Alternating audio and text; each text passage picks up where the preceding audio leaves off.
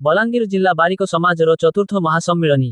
ବଲାଙ୍ଗୀର ସ୍ଥିତ lucky marriage ମଣ୍ଡପଠାରେ ଜିଲ୍ଲା ବାରିକ ସମାଜର ଚତୁର୍ଥ ମହାସଭା ସମ୍ମିଳନୀ ଅନୁଷ୍ଠିତ ହୋଇଯାଇଛି। ଜିଲ୍ଲା ସଭାପତି କଙ୍ଗାଳୁ ବାରିକଙ୍କ ସଭାପତିତ୍ୱରେ ଅନୁଷ୍ଠିତ ସମ୍ମିଳନୀରେ ମୁଖ୍ୟତିଥି ଭାବେ ବଲାଙ୍ଗୀର ପୌରାଧ୍ୟକ୍ଷା ଶ୍ରୀମତୀ ଲିକା ସାହୁ ଯୋଗ ଦେଇ କାର୍ଯ୍ୟକ୍ରମକୁ ଉଦ୍ଘାଟନ କରିଥିଲେ।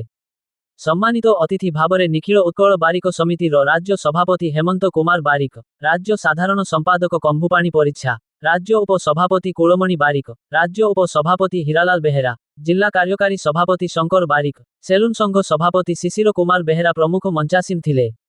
ଜିଲ୍ଲା ସାଧାରଣ ସମ୍ପାଦକ ଦଶରଥ ପଶାୟତ ସମ୍ପାଦକୀୟ ବିବରଣୀ ପାଠ କରିଥିବା ବେଳେ କାର୍ଯ୍ୟକ୍ରମକୁ ଅଧ୍ୟାପକ ଦିଲ୍ଲୀପ କୁମାର ପଶାୟତ ପରିଚାଳନା କରିଥିଲେ। ଏହି ଅବସରରେ ପାରାୟଣ ଗାୟିକା ସୁଶ୍ରୀ ବିଜ୍ଞୋଷୀ ବାରିକ, ଅବସରପ୍ରାପ୍ତ ଶିକ୍ଷକ ତଥା ଗୀତିକାର ଅଶୋକ କୁମାର ପଶାୟତ, ସମାଜସେବୀ ଡାକ୍ତର ଲଳିତ ମୋହନ ବାରିକଙ୍କୁ ଅଙ୍ଗବସ୍ତ୍ର ଓ ପ୍ରଶଂସାପତ୍ର ଦେଇ ସମ୍ବର୍ଦ୍ଧିତ କରାଯାଇଥିଲା। ସ୍ୱଜାତିର ଛାତ୍ରଛାତ୍ରୀମାନଙ୍କ ଦ୍ୱାରା ସାଂସ୍କୃତିକ କାର୍ଯ୍ୟକ୍ରମ ପରିବେଷିତ ହୋଇଥିଲା।